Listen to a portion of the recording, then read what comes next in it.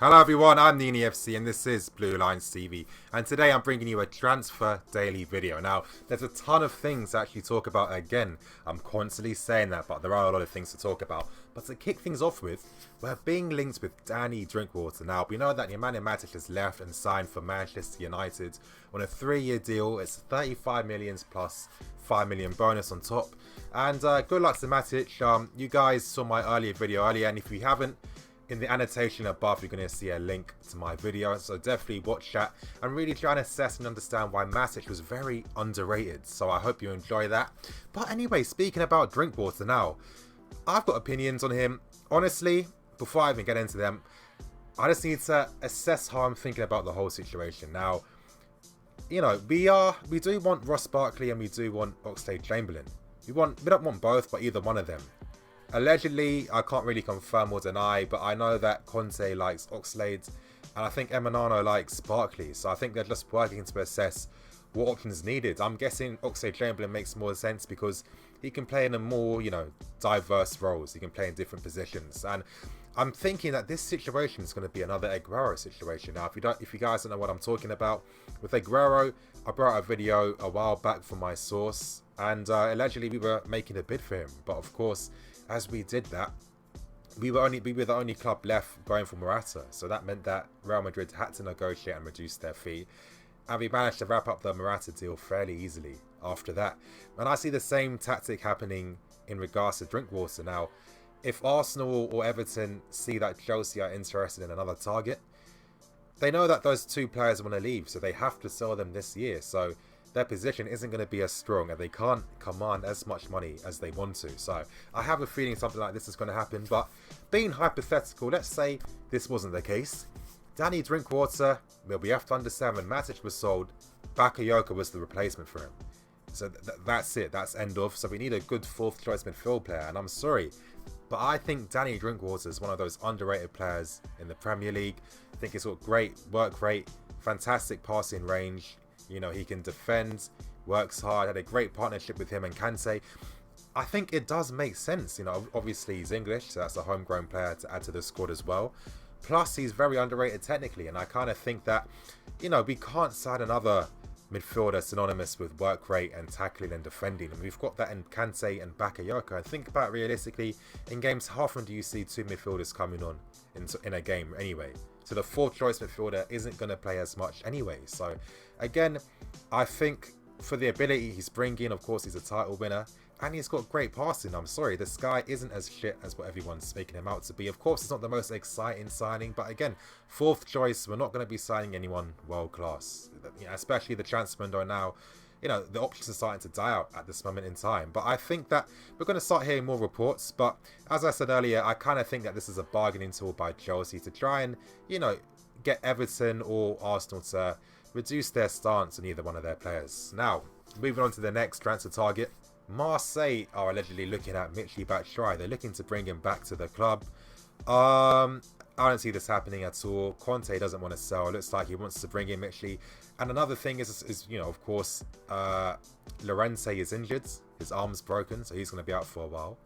And I'm guessing if anything was to happen, we'd have to bring in a target. And I don't think that's going to happen. I think Conte's been giving him game time to show him, you know what, MICHY, I don't want you to leave. I want you to stay. I'm getting rid of Costa.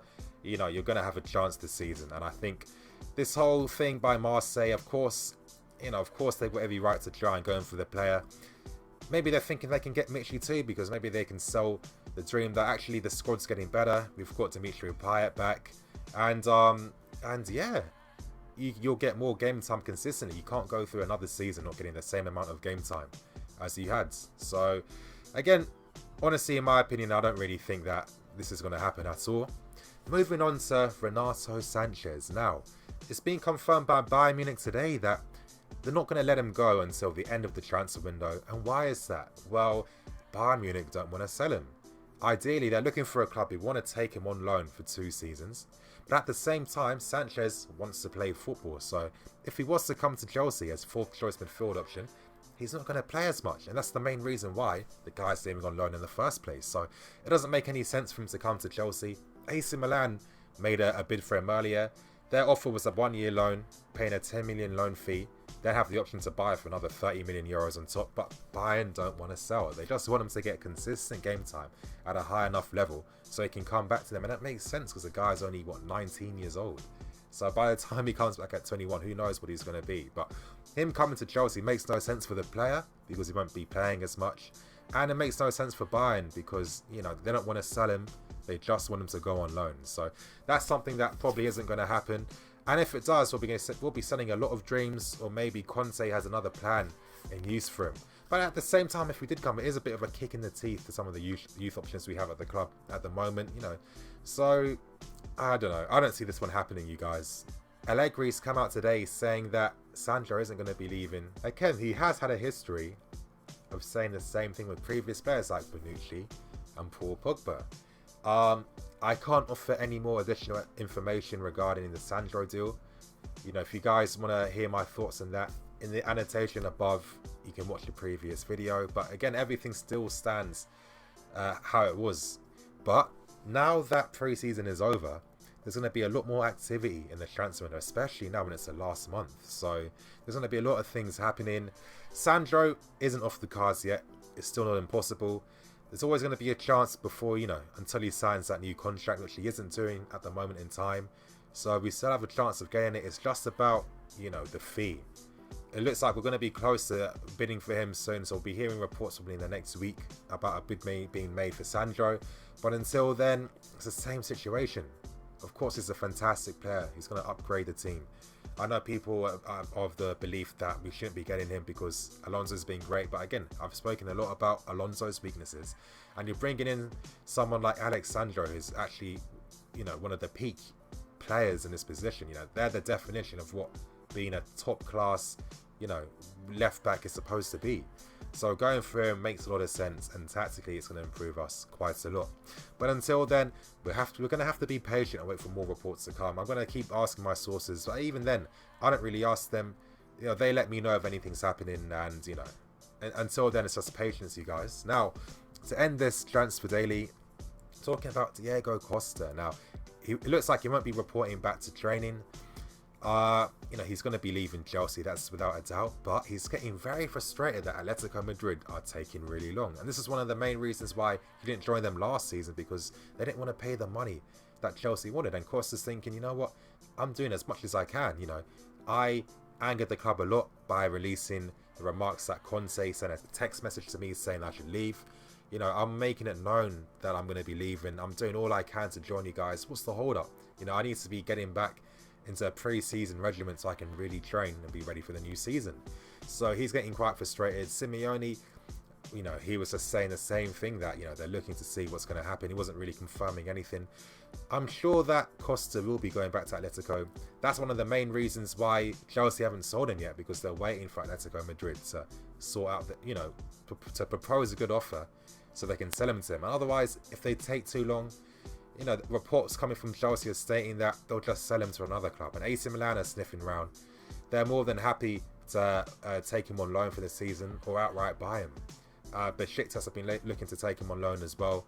So there's options. And Chelsea, you know, I'm guessing because it's Atletico, they could potentially lower the fee because there's a bit of a relationship between both clubs. But again, like the MATIC situation, look at the money we've sold him for. I know Juventus wanted to get him. They weren't offering anywhere near the amount.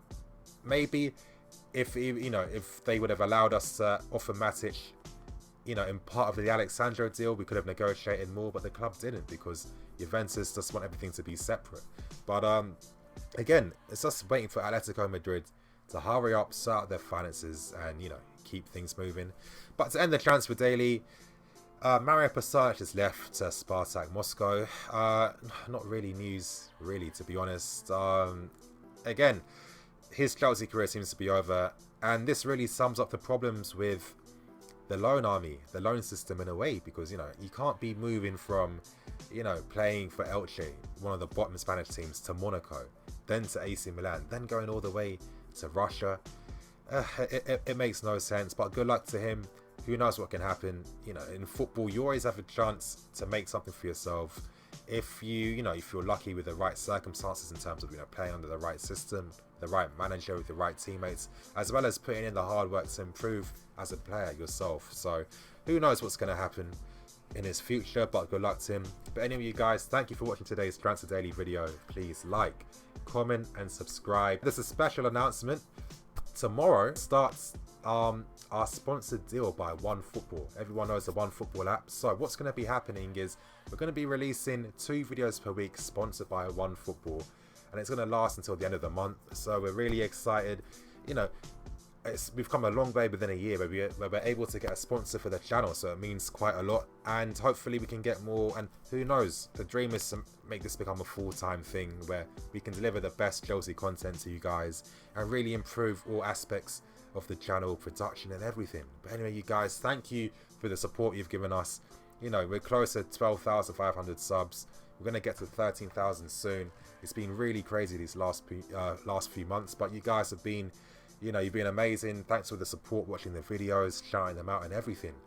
Anyway, you guys, thank you for watching today's Transfer Daily video. I'm NiiNiiFC, signing out.